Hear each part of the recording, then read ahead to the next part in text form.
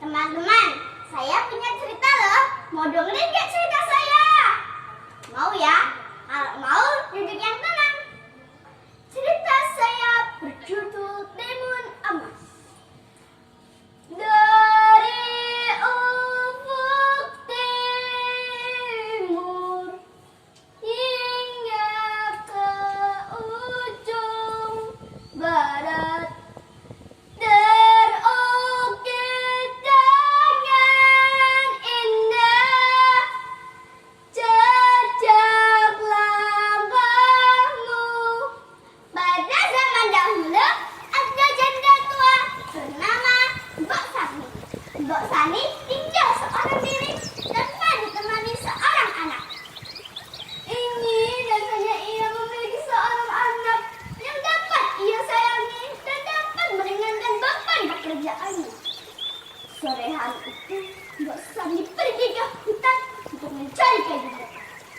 Dan ketika ia mau pulang, ada kutu hijau yang menghampirinya. Astagfirullah! Apa ini? Jangan dekat-dekat denganku! Aku mau pingsan! Kata Mbok Sani. Hahaha, pete kamu! Cepat juga yang mau dekat-dekat denganmu. Udah tua kau, cacingan lagi, mana anakmu? Saya tidak memiliki anak, buta hijau. Masa orang setua kamu tidak memiliki anak? Tidak, buta. Saya sudah 10 tahun berjanda dan meninggal, suami meninggal, buta. Baiklah, aku akan berikan kamu pinjaman timun ini. Tapi dengan satu syarat. Jika anak itu sudah besar, kau harus mengembalikan anak itu kepadaku untuk aku makan. Baik, buta. Mbok Sani pun menjalankan perintah si buta dengan rasa kebingungan. Dia cepat-cepat pulang dan menanam timun itu di pekarangan rumah Mbok Sani. Dan 2 minggu pun berlalu. Dari sekian banyaknya mentimun yang ada di pekarangan rumah, ada 1 mentimun yang berwarna emas. Mentimun itu sangat besar. Mbok Sani pun dengan rasa penasaran memakai timun tersebut. Ia petik dan membawanya ke dapur. Ia pelan dengan hati-hati.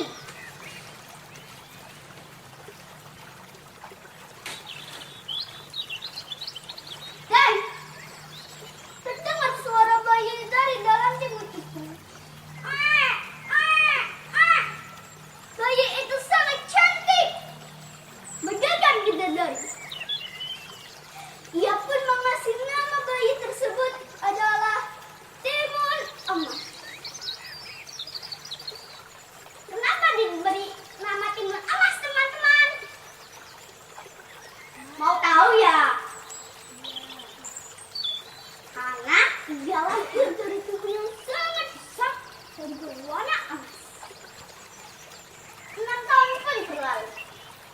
Dari sekian banyak 6 tahun pun berlalu. Timun Emas menjadi anak yang sangat cantik, imut, soleha, pintar, dan imut. Seperti saya. Ketika Mbok Sani sedang bersenang-senang dengan si Timun Emas, Mbok Sani tiba-tiba angin berhembus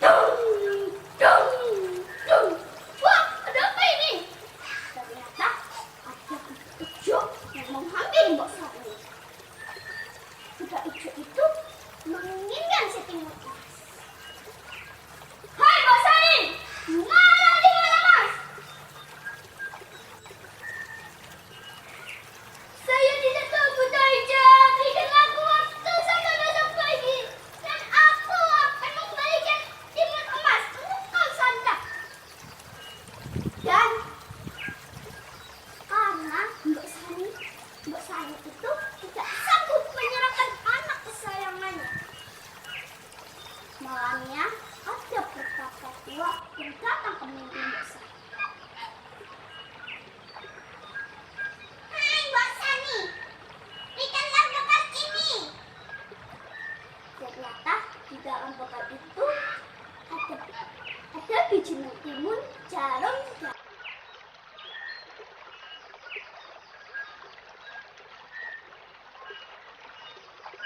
besok harinya Mbak Sani sudah menyiapkan bekal tersebut dan ia pun berkata dengan sedih, "Timun emas anakku, bawalah bekal ini." Emang kenapa Bu? Bekal ini akan menyelamatkanmu dari buta hijau. Dan bila ada buta hijau kau harus lari ya. Iya Bu, kata si timun emas. Dan buta hijau pun datang. Dia berkata dengan Sindok, "Hai Mbak Sani, mana ayahmu? Aku sudah lama sekali. Ini buta hijau." "Hai buta hijau, kau mau aku kan? Kau mau aku jadi cucumu? Jadi cucumu? Jadi anakmu? Jadi anakmu? Kamu makan aku kan? Kabur!" Dan si timun emas itu berlari. Tidak disangka teman-teman, buta hijau itu berlari sangat kencang. Sampai timun emas pun tidak dapat berlari dengan lebih kencang. Ia pun melemparkan bekal pertama, yaitu biji mentimun. Ya! Ketika buta hijau itu terperangkap di hutan mentimun yang sangat lebat, dan dia pun akhirnya dapat melepaskan diri.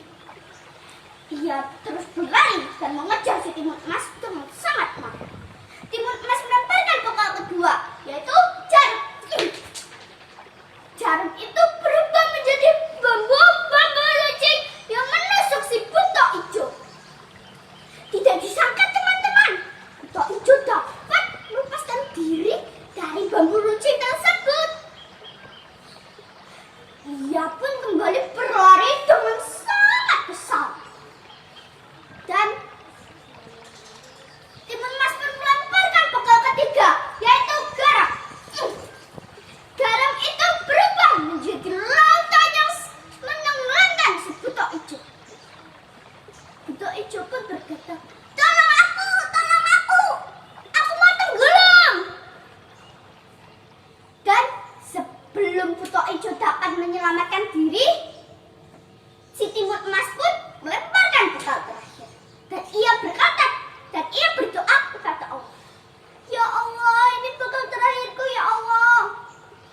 Selamatkanlah aku dari buta hijau ya Allah." Dan Allah pun mengabulkan doa tersebut. Ia melemparkan terasi. Terasi itu berubah menjadi lautan yang sangat panas. Dari tadinya lautan itu berwarna biru teman-teman, lautan itu berubah menjadi lautan lumpur yang sangat panas. Dan buta hijau pun tak dapat menyelamatkan diri. Emang kenapa alasannya teman-teman? Alasannya karena ia sudah kehabisan nafas. Dan ia pun ditambah dengan rasa yang sangat panas. Dan akhirnya ia tenggelam di lautan lumpur yang panas itu untuk selamanya. Dan timun emas pun cepat-cepat berlari ke rumah untuk memberikan kabar bahagia ini untuk si mboknya atau untuk ibunya. Ibu, buta hijau sudah tiada Bu. Apa anakku? Buta hijau sudah tiada. Benar Ibu, benar.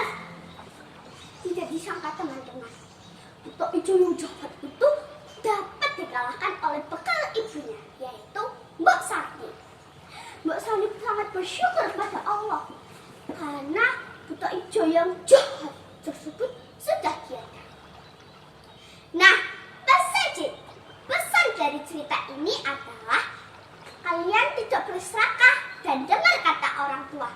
pasti selamat deh. Oke? Abdul ada pantun nih. Ada sumur di tengah ladang. Kalau boleh kita numpang mandi.